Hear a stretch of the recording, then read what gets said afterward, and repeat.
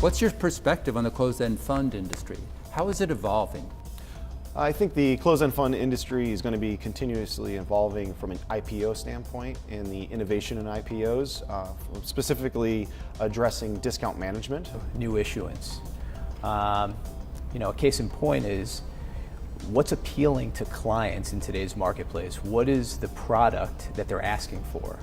And I think what we're seeing now is that the target term and term funds, which have a finite maturity date, and they're going to be liquidated at that date, is something that truly resonates. What we do need to see in the marketplace is a much healthier IPO market. The IPO market will only really get going again once discounts narrow more from where they are now. It's good to see discounts narrowing currently, but they'll need to narrow more.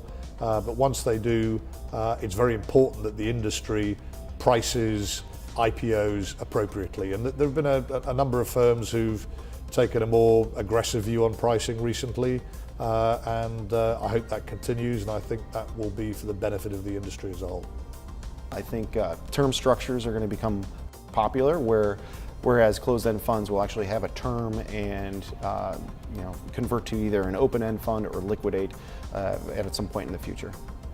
I think it's also fair to say that historically spreads have been far too wide on IPOs, which is not in shareholder interest, and we need to see those spreads compress.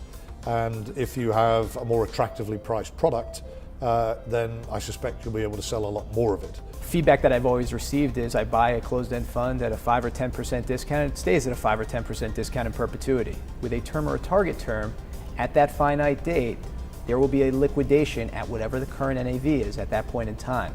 So I think that the industry has evolved. There are shorter term target deals that are out there right now where sales credit has come down in certain respects. So I think that you have to be like a chameleon, you have to adapt to the marketplace. Coming with shorter dated securities, providing more transparency are all things that could potentially change the landscape going forward.